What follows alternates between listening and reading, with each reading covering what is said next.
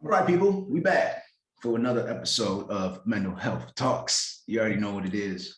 It's your boy Tasso, my boy Willie, and we out here just talking about things that are real, talking about what we feel like is a little bit under the radar, things that we could touch on that could maybe give us a bit more perspective as to how we can live healthy in this day and age. And so in the past, we talked about things from acknowledgement, community, transparency, awareness. Today, we're going to talk about silence. And it might be a little bit, feels a little bit oxymoronic considering that we're speaking right now. But I feel like one of the main things that allows us to speak from this place of confidence with this, whatever, is the fact that we always go back to that place of silence, of prayer, of meditation. And in that space is where we can kind of find ourselves and be confident enough to share it with y'all. So hopefully y'all can dig it today. But yeah, how you doing this week, bro? How you been? This week has been very, how can I say, transformative, very engaging. Okay. And that the topic that we're speaking on is silence. And to say that engaging in silence is also engaging in a form of cooperation, or, being able to just say or not say what you agree with is accepting something. And I just been sitting back, bro. Yeah. Sitting back in silence, observing, sitting back, taking notes. And everything is just to the point where everything we have to consider that people will tell us exactly who they are. And all we have to do is listen. That's a word. I think that that's something that I've grown to learn in just in my journey. Matter of fact, I'm about to take a little bit of a hiatus off social media for the month, just because I feel like I need to do a little bit more of that sitting back and observing and just kind of peeping how people are moving. Because a lot of times you'll waste your breath talking to people who don't even want to hear what you got to say. Sheesh. Look, scripture says that don't cast your pearls before swine. What that mean? Don't put your jewels before the pigs. Don't put all of the insights that you gathered before people who can't recognize and appreciate it, because then you just gonna waste all of that goodness and you're gonna get frustrated because people aren't responding the way they should. And I felt that to the nth degree, where I feel like I'm sharing gems with people. I'm trying to put people on to this new way of thinking, a new way of loving, new way of life. And people just scroll past, or they just, say something offhandedly that is just demeaning, or in a way that just shows that they don't understand. And so now I'm trying to be like, okay, what is my role in this engagement process, as you said? And silence, in a way, is just engaging with God. In a way, it's really just you engaging with, whether you want to call it your higher self, or you want to call it just the sense of the universe, whatever you want to say. Silence is the way that we kind of tap into that. And there's a very toxic strain of activism that says that you have to always talk, or you always have to have an opinion. And I think I've fallen into that sometimes. And there's even a phrase that goes along with it, that silence is violence.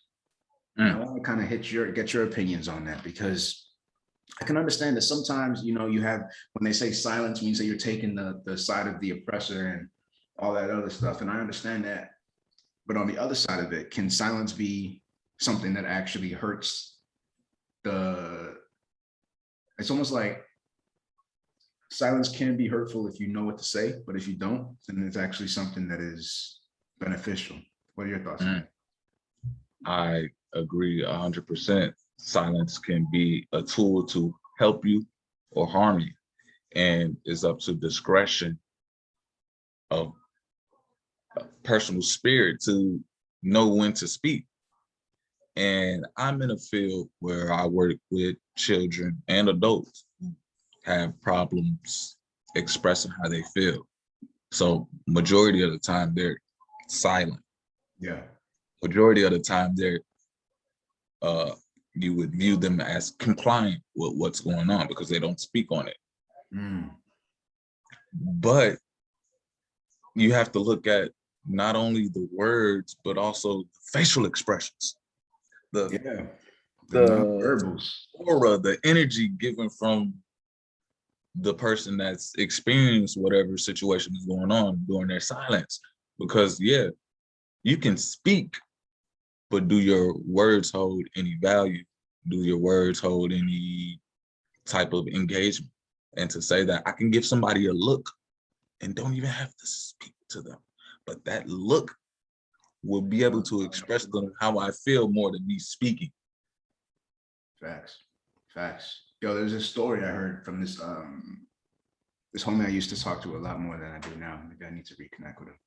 He's a farmer and he's really big into just understanding the way the world works. He loves poetry. He's big on just kind of that silent spirit.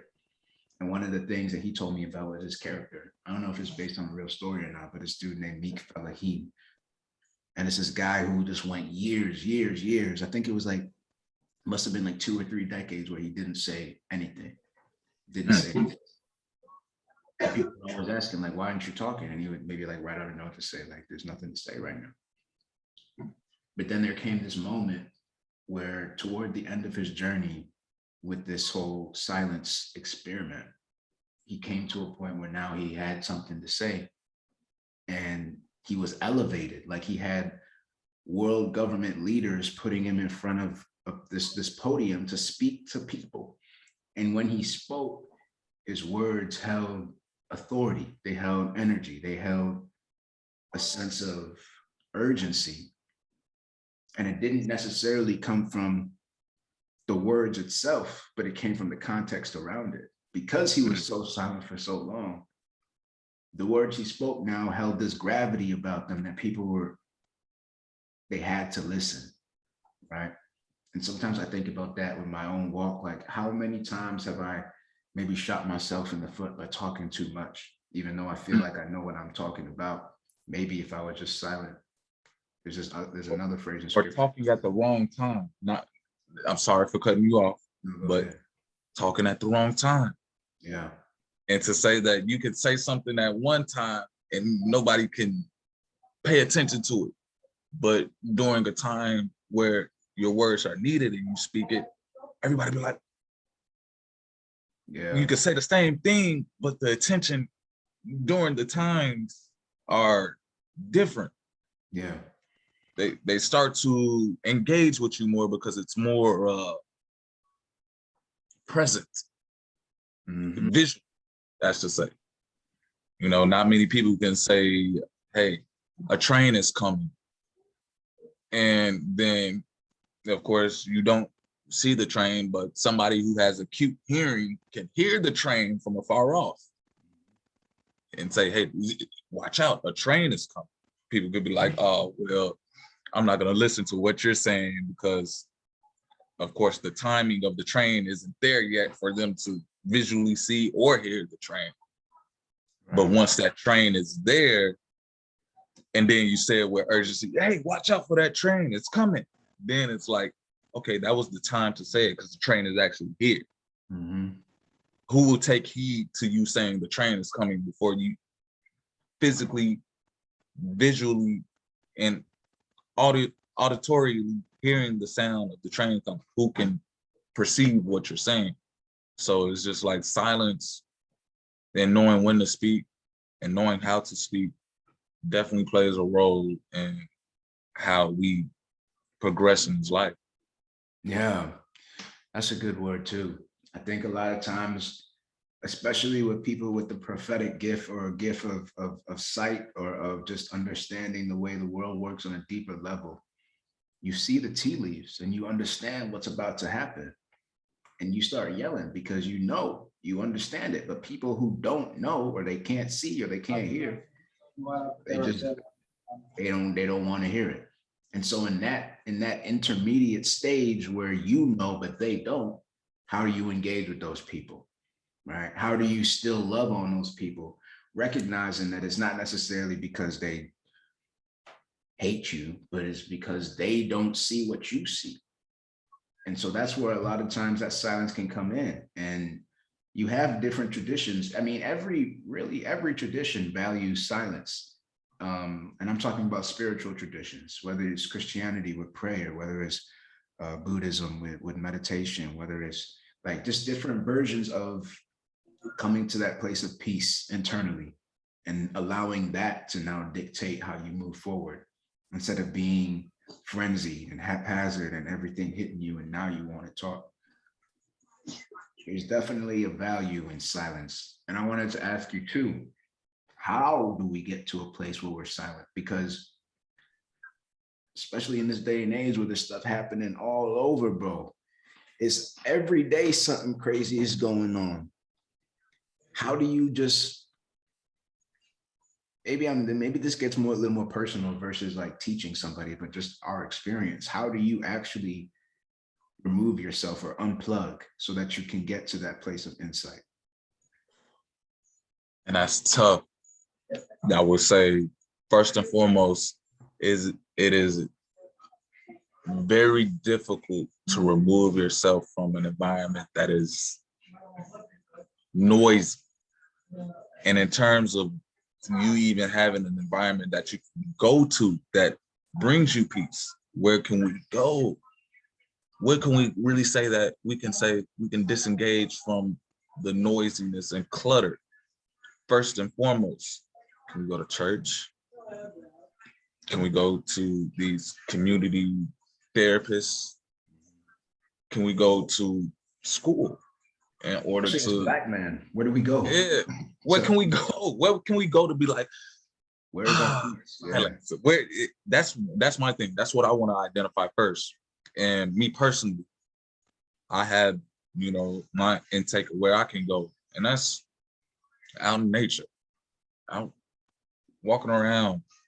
I take walks 30 minutes to an hour where I'm just breathing, where I'm just taking it step by step and not really engaging in the noise, but embracing the peace and seeing that, yeah, there's noise all around. How can I quiet my mind to know that I can hear a single thought come through and say that thought is right, man, or that thought brings me peace. Let me continue to grow on that intellect and to say that there's a lot of distractions now.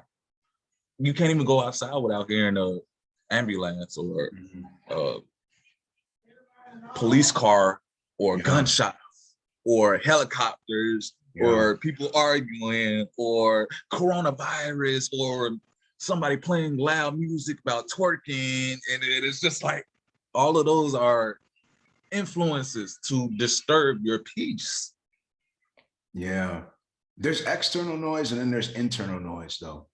I feel like those are two different things. And when you speak on going out into nature and trying to cultivate that inner peace, a lot of that is it's a practice.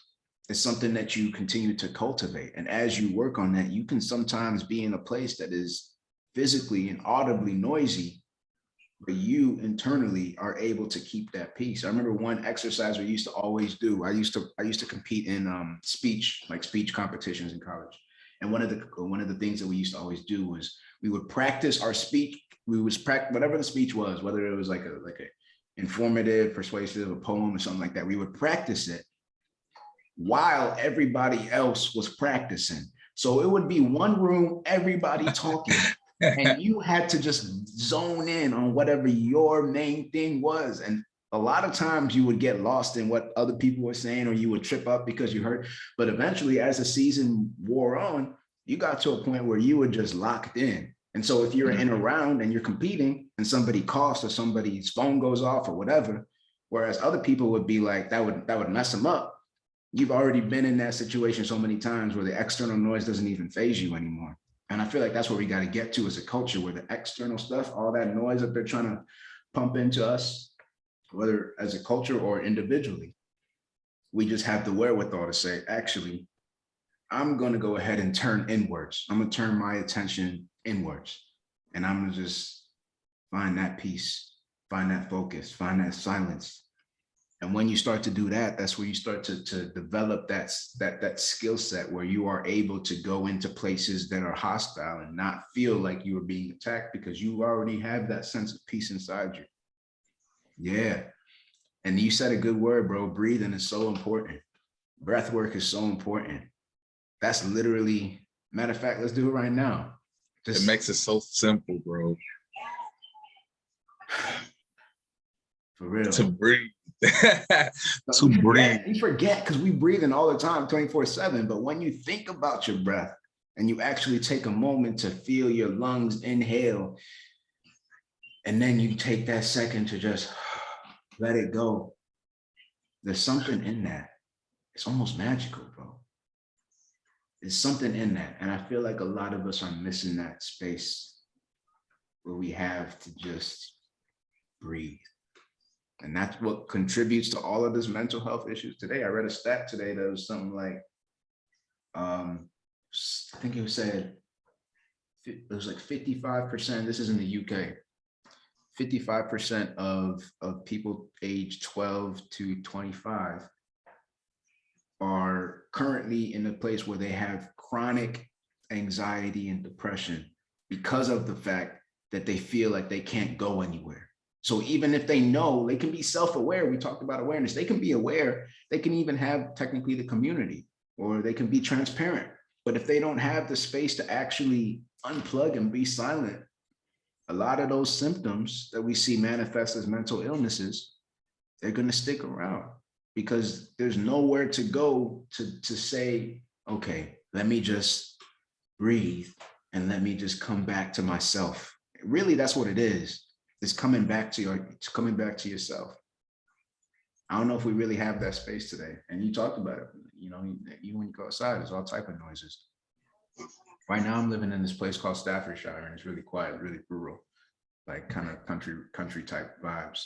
So it's kind of nice. I'll just go walk in, I gotta walk a mile down the road and it's just cornfields. So there's me and maybe an odd car every half hour that comes driving down the road. And so that really gives me a good space just externally, but I feel like it's almost like a training ground for when I do go out into the real world where there is going to be noise all the time. You have to just cultivate that inner silence. And that's deep what you just said. In the real world where it's going to be noise all the time, how do you cultivate silence? Yeah. Who can look at somebody and be like, that person's mind is so at peace, even though that the environment is so chaotic, you can just tell that person is walking and has a sense of self and a sense of discretion that you can't disturb. Mm-hmm. That's where I want to be. Where nothing, it's like that unaffordable energy, right? You just have that sense of, okay. And it almost ties back into that last talk we had about acknowledgement and just understanding, like, when you have that space where you're silent, you can then begin to mine deeper insights as well. You begin to start to sense what's real and what's not. And you begin to just become more, you have a deeper level of understanding. Because at the end of the day, you can't really get to that level of understanding if you are continually hearing what other people are trying to put in your head. You know? And then when you're so silent, bro, and I take it as not me being not expressive of myself, but me actually being full expression of myself, saying, how can I help other people? And to help other people, you have to listen to other people. So for you to be silent first and then be able to hear other people and knowing how to help other people, it goes hand in hand to helping each other with our mental health. If you can't be silent, then how can you hear somebody else talk? And how can you understand them and their movement and knowing what they need to progress? So that's where this power of silence actually gives not only the person who's being silent the tools to help, but can also give the person who's speaking the tools to help them too. Yeah. Yeah. That's very true. That's very true. Because at the end of the day, we're all we're a communal species. We're a very relational species. We need each other. But at this point in time, a lot of us are speaking over other people. We're only listening so that we can reply and not listening to understand. We're doing all of these things that prevent us from actually being in true reunion and relationship with one another. And there's this thing that is what's understood doesn't have to be said. It's like that saying that deep level of awareness and understanding, like when you with your lady and y'all just have a moment where y'all not talking, but you know the love is there, you know whatever is there. It's almost like if you're with somebody and there is a deep level of understanding, words can sometimes impede that. They can actually mess it up. You know what I'm saying? Because sometimes all you need is that look or that hug or that nonverbal whatever, and the other person can just see and perceive what is going on in your head. And a lot of times we don't allow ourselves to connect like that. It's like we always have to explain because we feel like we're always going to be misunderstood. I know I felt that a lot. It's like you over explain because you feel like you're going to be misunderstood, but in your over explaining, you're actually alienating the person.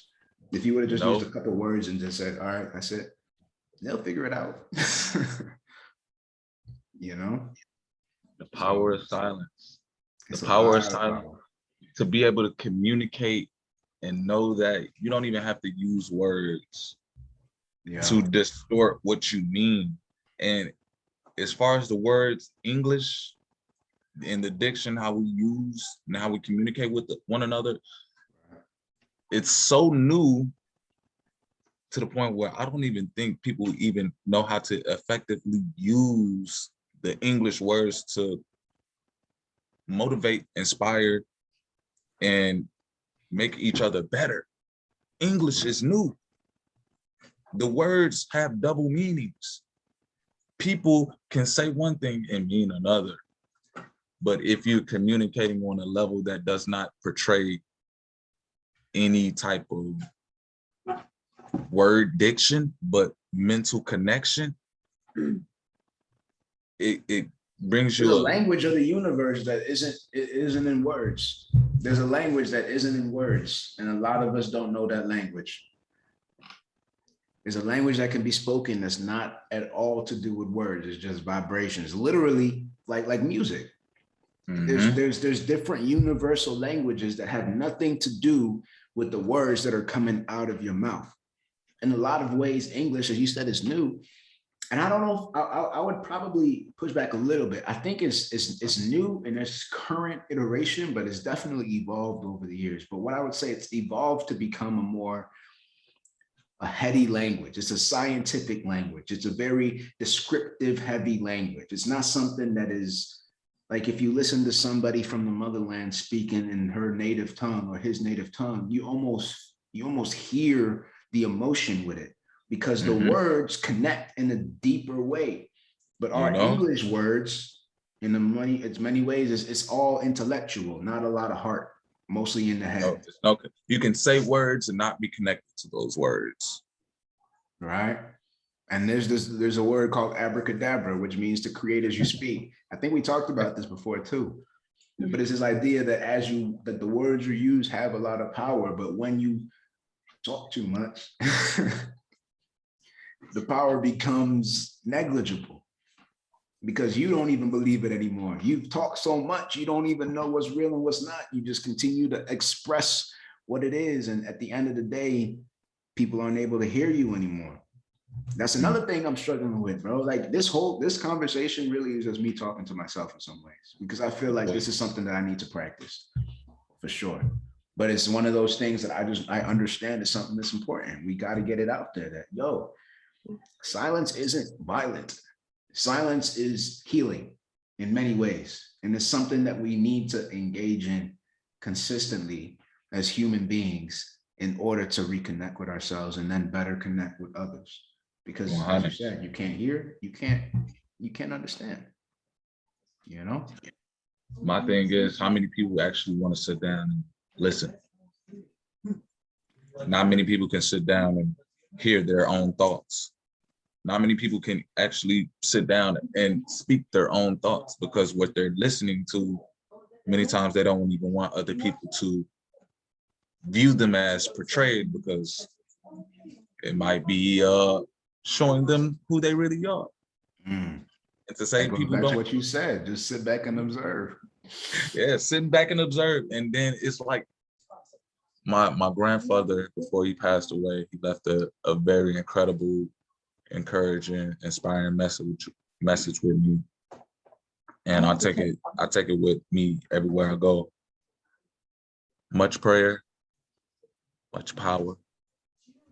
Little prayer, little power. I expanded on that. I said, Grandpa, I'm gonna take it even farther. Extraordinary prayer, extraordinary power. Love it. But then, what is prayer? What is power? And to say that silence can sometimes be more powerful than speaking. Facts. That's where we get our power from. It's like we say unplug in order to reference this idea of silence, but really you're plugging in to the higher source. We're unplugging from the world around us and we're plugging in to the higher source. And when you want to get more power, what do? You plug into a higher frequency, you plug into whatever the outlet is that has a higher voltage, right? The world around us don't got that real power. Like they can flex because they got that worldly power. They got whatever they've been doled out from, different world leaders or different influencers or different whatever to say, I got power.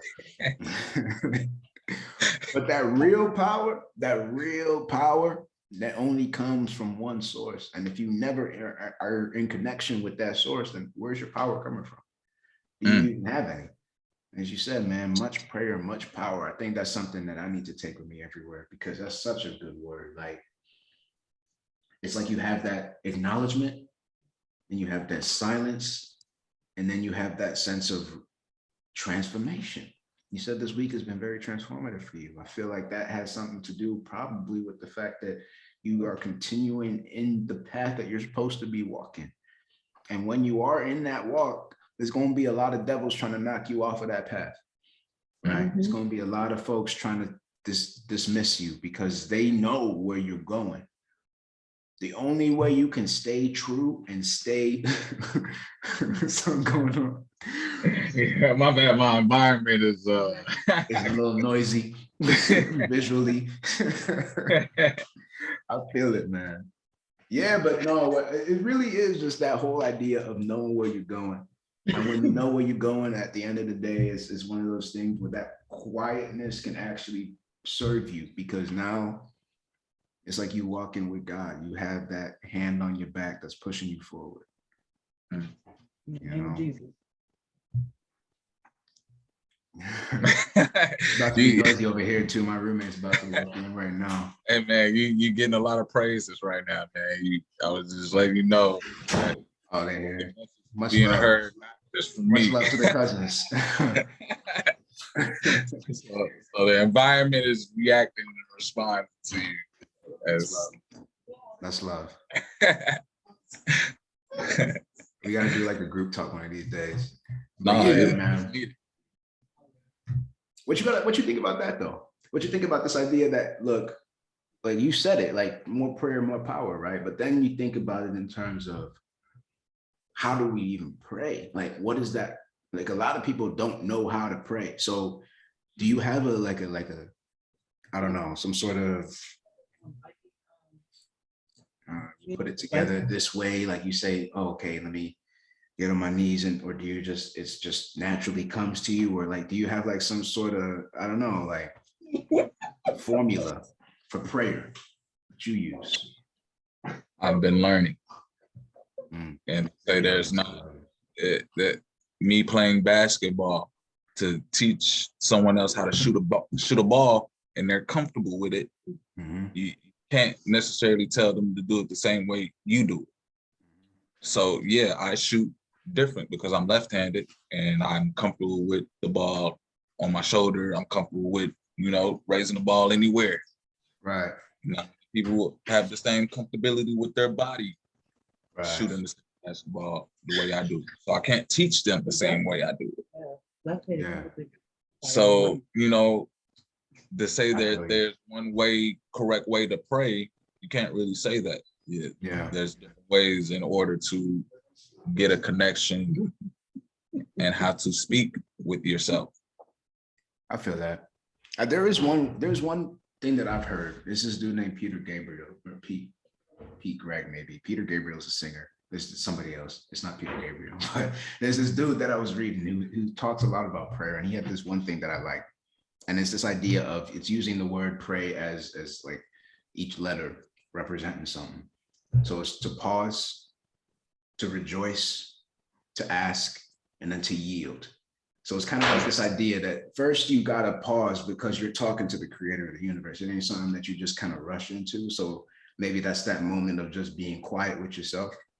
And then you kind of rejoice. That's like praising him, right? You don't want to start right off and be like, this is what I need. I got this laundry list like the Santa Claus or something. So you got to almost give him his props. Like, yo, I'm awake this morning. This is amazing. The air I'm breathing is like, I'm here. Like, thank you, God. Then after that, you get to the ask, right? Like you say, Lord, I need this, my body, right? I need this for my family. And then you yield, which is that part of just listening. I think a lot of people forget that part. It's like you're talking to him, but then you don't listen to what he has to say. You just kind of say it and then you walk off on the rest of your day. Hey, man. But that's a little one that I would say maybe helpful for some people out there if they want to take that and run with it. Obviously, there's no one way for everybody, but I feel like sometimes just giving people a little bit of direction can help them kind of figure it out for themselves. As you said, when you're training them, there's still technical things that everybody has to do. You got to put the ball over your head. You got to, you got to follow through on the shot, blah, blah, blah. But then when it comes to how that actually looks for each person, different comfort levels, different, physical abilities, different sizes, it's going to look different. So the same way with prayer, like I think that there's some technicals that you could probably keep solid, but then after that is really starting to just get into that groove for yourself and figuring out the art of it. It's like, it's the science and the art, right? And you got the science, which is like the technical information, and you got the art, which is you making it your own. And I think that's where we got to get to as a culture, as a society. Like, yeah, let's collectively tap in. Like, why not? What's the worst that can happen? And to say that praying has been nothing but this. And to say, what have we gotten from that? What have we gotten from that? What has changed? What has been evolved? And I look at that stance, not only physically, but also emotionally. I'm not involved with anything. I'm literally closing up everything.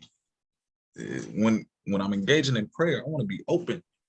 I want to actually engage. I want to be connected to something. Right. I feel so that. You got to look at it as symbolic wise. It's what are you doing with your body when you're praying? What are you doing? Are you opening up yourself? Are you closing yourself? Who are you talking to? What are your thoughts? So it goes into talking to me now because I still do this, bro. I got to figure out what I'm doing. Maybe. Hey, and to say, bro, I try to correlate everything with my experiences to make it as personal as possible. Yeah. And one of my big things is playing basketball. If I'm playing defense or if I'm trying to take something or get the ball from the opponent, I'm not going to have my hands like this and looking down. I'm looking straight at the opponent. I got my hands up. You feel me? Give me that. Yeah. Give me that. Yeah. Maybe we need a new pose. Maybe we got to just give me that. Give me that. Like, for real. We need to rethink that. Who knows where that original thing came from? A lot of these traditional things, especially in Christianity, because a lot of the rules and regulations, even though Christianity came from and this might actually make some people mad, but I don't care. In many ways, it came from the motherland. It came from Africa. Like Ethiopia, the only African country to not be colonized by Europe, is one of the oldest Christian countries in the entire world. And they referenced Ethiopia and Libya and different countries in Africa multiple times in the Bible. But the way these people teach it, you would think that it was all from Europe and Greece. And it's like, I don't know about that. But I would like to know maybe what their traditions are, because they have a separate calendar. They have separate, like their cross doesn't even look the same as ours. They have their cross is more like a plus sign, which is supposed to represent a lot of things for them too. So there's some things that maybe are not necessarily accurately translated to the Western world that we think of as just normal for prayer, that actually might actually be impeding us and not allowing us to connect. So that's a really good point. For sure, for sure. But yeah, I think sometimes too, it's almost like the way we get those like notifications on our phone. When do we get those? Is when we connect it to the internet, when we connect it to Wi-Fi. If you're not connected to nothing, your phone is going to be dry. But the second you walk into that house, all of a sudden, all the ding, ding, ding, ding, ding, everything comes through, right? And so we could have like a backlog of blessings that's waiting for us, but because we don't want to connect to the source, we over here just feeling like nothing's happening. When in reality, all we got to do is connect. Once you connect, boom, you'll find that God has been wanting to bless you this whole time, but you just haven't come before him. You haven't done your due diligence.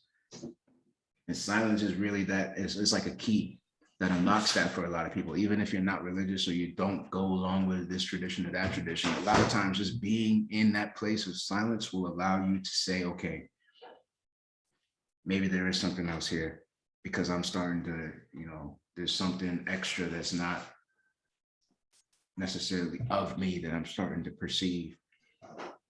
And that's where you can really start to lean in, because a lot of this stuff is experiential. We talk about it from experience. We're not talking about it as, high and mighty experts, even though you work with people who have these conditions, and I have suffered from these conditions.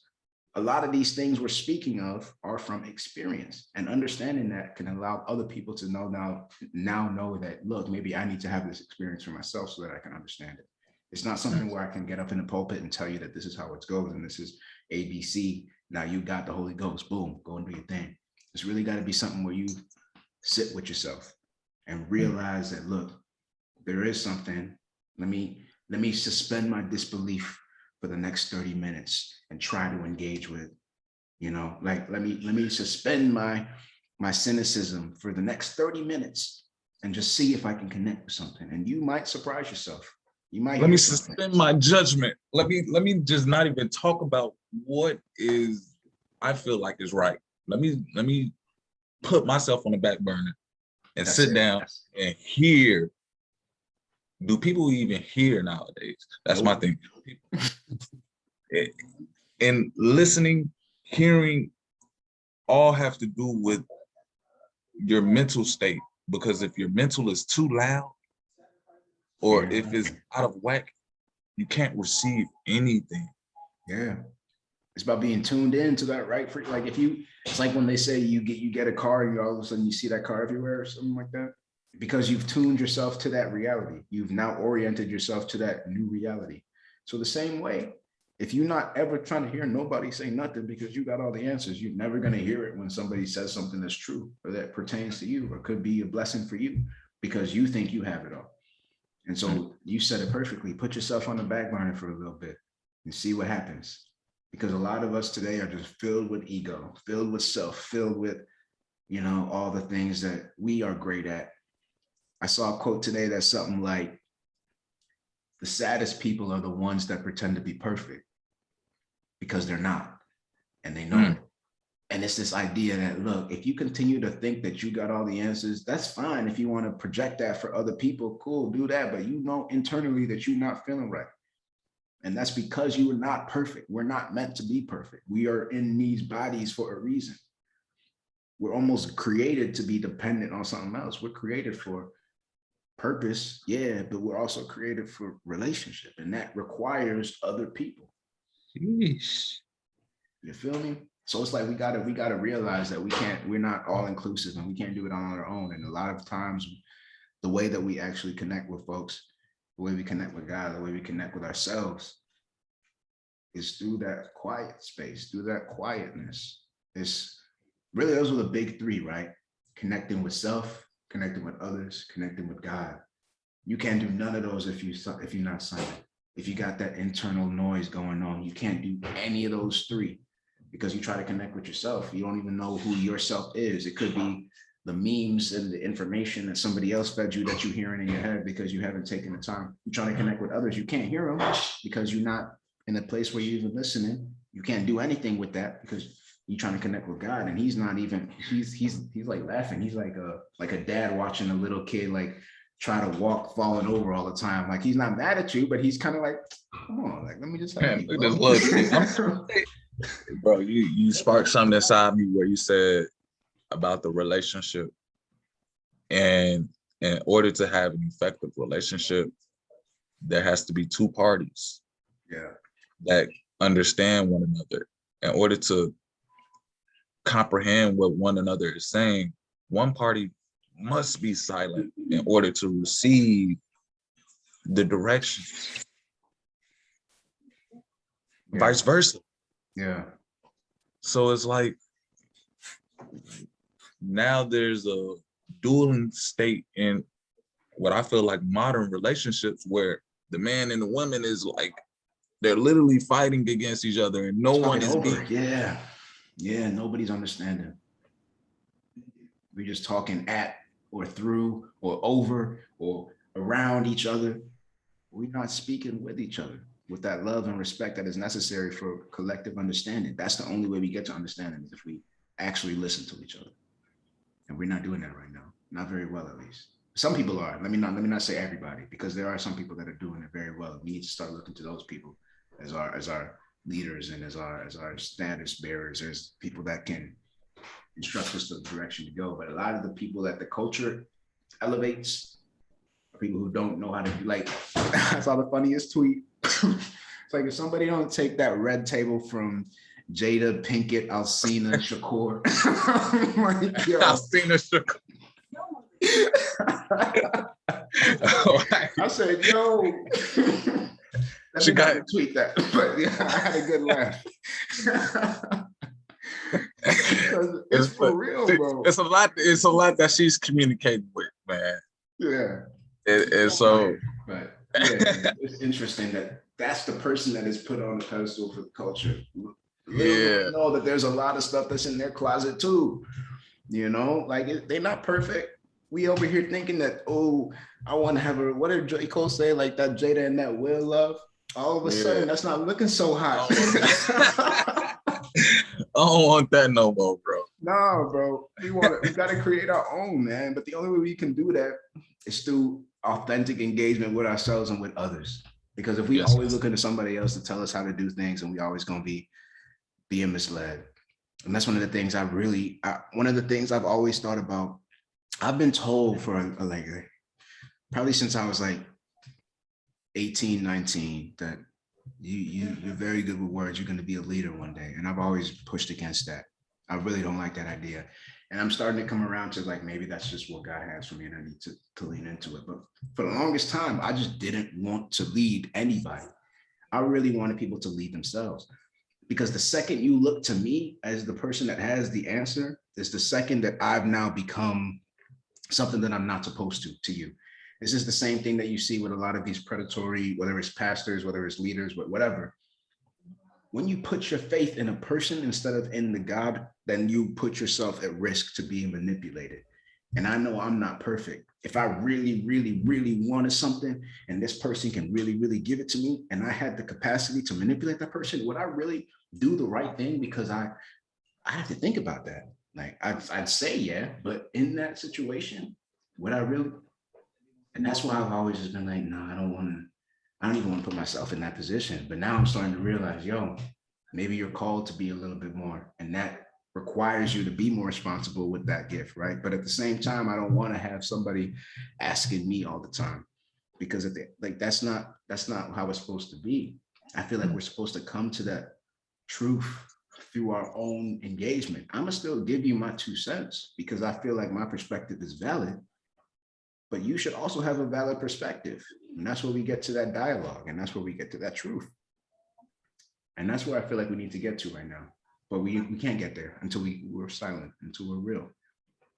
So yeah, man, like we hit everything on my list. I don't know if you had anything else, but really it's just about that idea of mental health is not just something that we do in in the therapist's office or with the pills that we get, or it's something that we got to do every day. And if you want to be healthy, that's how you be like physically healthy. You got to exercise, right? You want to be mentally healthy, then you got to exercise your mind. And part of that exercise is cleaning out all the crap. And part of that cleaning out all the crap is just being silent enough to even notice where it's at. Mm. So I don't know if you got anything else for me today, but I love that idea that you brought up too, just with changing the way that we even engage with prayer, how we interface physically. Maybe that could help us a little bit, just being a little bit more open. I think that's something I'm gonna take away from this for sure. But anything else you got for me today? Man, we hit all keys, and you enlightened me a little bit more as far as being able to acknowledge what prayer is. Yeah. And I didn't really look at prayer as being silent, but now that I see, and after our conversation, yeah, majority of it is you sitting back and actually Listening. Yeah. listening. My lady yesterday was like, "Why are you just here with the lights off, just laying down?" And I'm like, I don't want to be involved, engaged in anything but prayer right now. And I didn't really sense how much of silence grows you in hearing the connection. Yeah. Until you kind of elaborated to me, hey, being silent can help you hear. And I'm like, I'm trying to tell her, yeah, I don't want to hear anything, but I was tuning into hearing the thing that I needed to hear. And so it's like we look at people, why you don't want to be around people? But it's like you got to question it. Who are they connected to that they're not around anything physical? So I'm opening up myself to a space where I can operate beyond the physical. Where prayer is not just something that you can see or you can hear, but something that you can feel. Yeah. And that's beautiful, where we go back as far as being connected, yeah, we're on iPhones and tablets and stuff like that, but are you literally connected to that? Does it make you feel some type of way? Does somebody posting something on Facebook make you feel some type of way? Then we have to question, is that prayer? Even though it's silent and we still feel some type of way, are us getting on our phone and seeing the words of someone else, and it affects how we feel and communicate with other people. Yeah. That's a whole other conversation, bro. That's true. So, man. But yeah, when you said, like, I think of myself as a vessel. So when you say that I helped enlighten you, I fully think that you already knew that. But sometimes verbalizing something allows you to know it in a different place. So you already knew it in your heart, which is why you were silent, which is why you were practicing it. But now being able to articulate it in your mind and in your head allows you to be more confident when you have those encounters and when you have those experiences. You can just say, "Yo, I'm praying." You know, you gotta be words with it. It can just be me trying to listen, right? Like pause, rejoice, ask, and then yield, listen. And so I think a lot of that is really just us learning how to listen, learning how to pray. And yeah, I gotta thank you, bro. Always coming through with the gems, always just helping me kind of put out my thoughts and then kind of put it in a way that makes sense. Because sometimes when they're all jumbled in your head, it's hard to really know, do I make sense? But I appreciate you. I thank God for your life. And yeah, y'all already know what it is. Thank you for watching all the way through if you have. This has been another Mental Health Talks with Tasso and Willie. Next week, we're going to talk about evolution. So that should be a really good one. We'll be jam-packed. So make sure that y'all take the time this week just to be silent with yourself, to understand who you are. Recognize that you are divinely inspired and created and multidimensional and expansive. And nobody can tell you who you are. You got to figure that out for yourself. Anyway, shout out to my people. Y'all have a great rest of your week. Nope.